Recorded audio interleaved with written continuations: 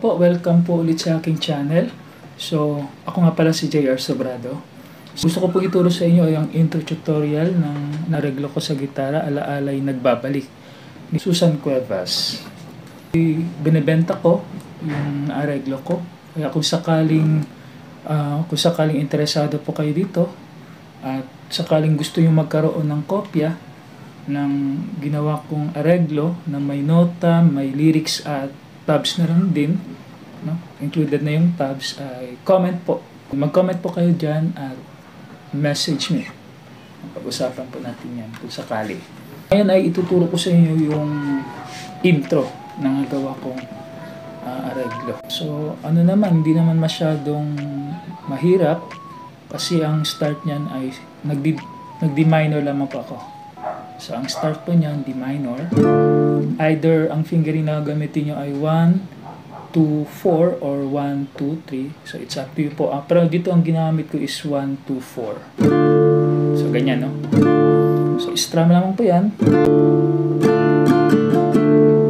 So, down, down, down, up, down, up. Down, down, down, up, down, up. Down, okay. Down, down, down, up, down, up. So, magtatapos ng D minor sa upstroke. Ganun po yun. So, down, down, down, up, down, up. So, down, down, down, up, down, up. Then, D7. D7. Simple D7 lang. Ganun na po. First position. So, dalawang downstroke ng D7. So, after ng up ng D minor, then D7 dalawa. Then, strum, down, down, down. Yan, no? So, ulit po tayo. Down, down, down, up, down, up. Down, down, down, down. Then, dito na po mag-start yung melody. Down, up. Okay, then, yung pag-up, yung sa 4th finger, ilalagay dito sa 3rd fret. So, ganyan po yun. So, gamit itong thumb, yan po ginawa ko na yung upstroke ng thumb. Then, dalawang up na naman. So, release lamang po. After itong 4th finger, ilalagay dito sa 3rd fret, release lamang po no? Para sa C dito. So, nandun po yung melody, no? So, bali. Then, up dito, no? Sa 3rd fret. Dito na po yung daliri. Dito, B flat or A sharp, no? So, bali kung D7. So, bali. Down, up, up, down, up.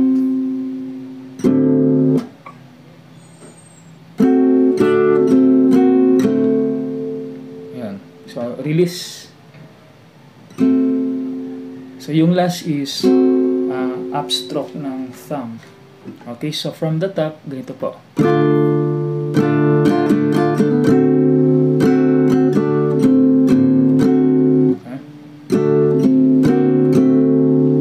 Okay, so nandiyan po yung melody, no? Pag-ibig kong ito'y, no? Pag-ibig ko. Okay. Then, next is sabay po itong 3rd fret dito at eto, 1st finger. After pa niya, etong 4th finger ilalagay dito sa 3rd fret. 3rd fret G string or 3rd string. Yan. Then, little strum gamit itong P-I-M, no? Yan. Then, etong 2nd finger ilalagay dito sa 2nd fret, 3rd string. Okay. So, after po niyan, ganito po yung chord position na ginamit ko. Okay. So, ganun po. Then, after po, strum.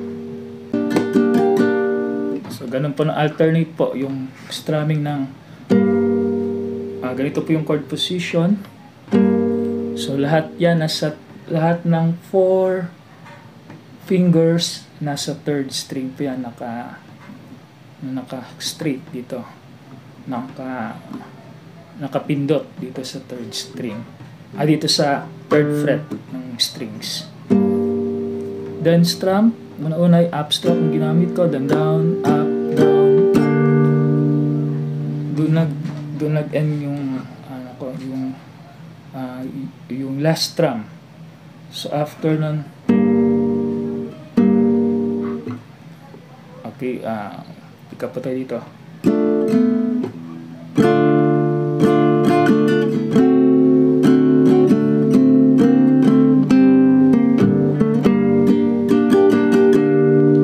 So yung last is upstroke. Yan. So ganun po yung rhythm, no? So bali, after na tugtugin na itong sabay, up, down, up, down, up. Ganun lang. Basta sa kada upstroke, ang ginagamit ko is itong thumb. Then after nung upstroke, magsisilang po ako. C major, first position. Or ganun. From the top po, ganito po yung sound.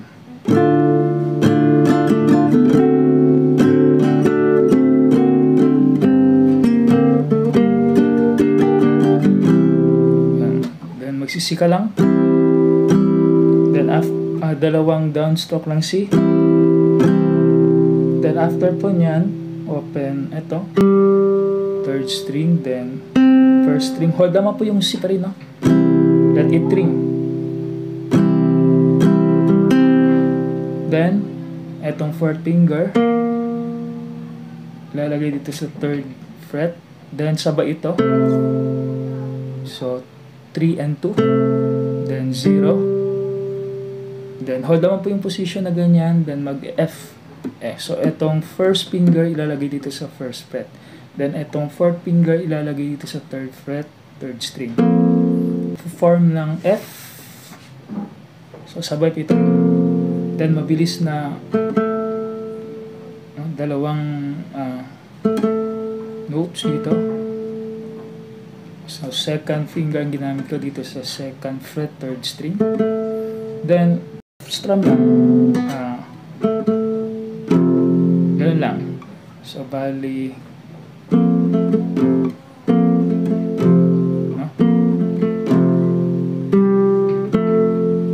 then F. Strum naman po ng F. So, una yung upstroke.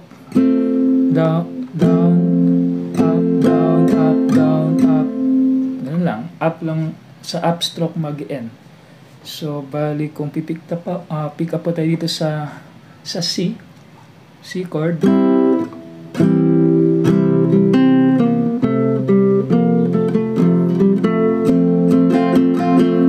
Yun lang. Yun po yung rhythm. Then, magpo-form ng ganito. So, nag-block chord pa ko dito. Ano to siya? B flat major 7. No? Ako nagkakamali. So, ganun po. So, B flat major 7. Attention. No? So, B flat major 7. So, after ang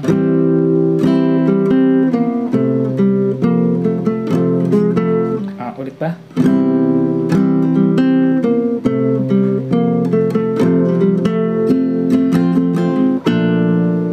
So, yun. Then, after po nyan, isang strum. Then, hold naman po yung position. Then, third fret. Then, magkaroon po tayo dito ng hammer on. Yan. Okay? So, 2 to 3rd fret. Then balik naman sa 2, then open G, then F, then sabay itong 3rd and 2nd fret, then little strum, ganoon lang,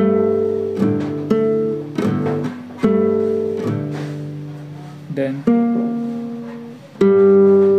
strum na naman, una naman yung upstroke,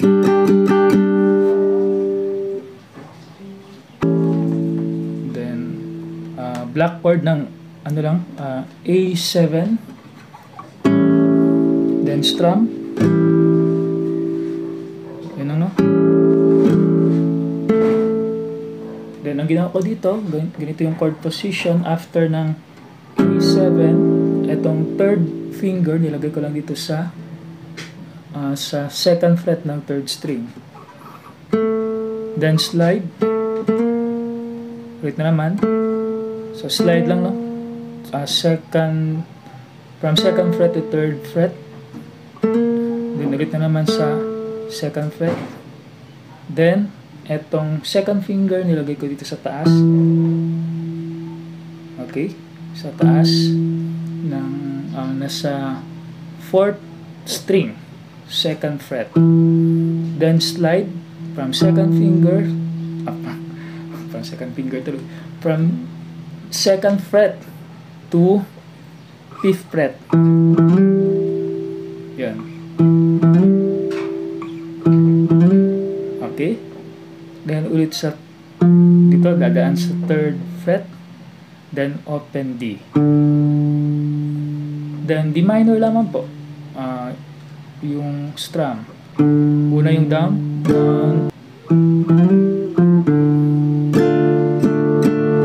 Okay, ulit po. Down, up, down, up. Yung tempo nito, yung sa D minor is ganito po.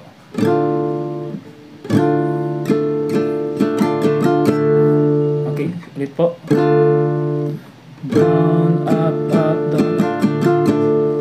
So, down, up, down, up, down, up. So, saan po talaga maglalast. Then, magbe-break po tayo dito. May break po ng A7, no? Para papasok na po sa stanza. So, alternate lamang po yung down, up, down. Then, i-stop nyo lang po. So, ganun po yun, no? Kung dito parte.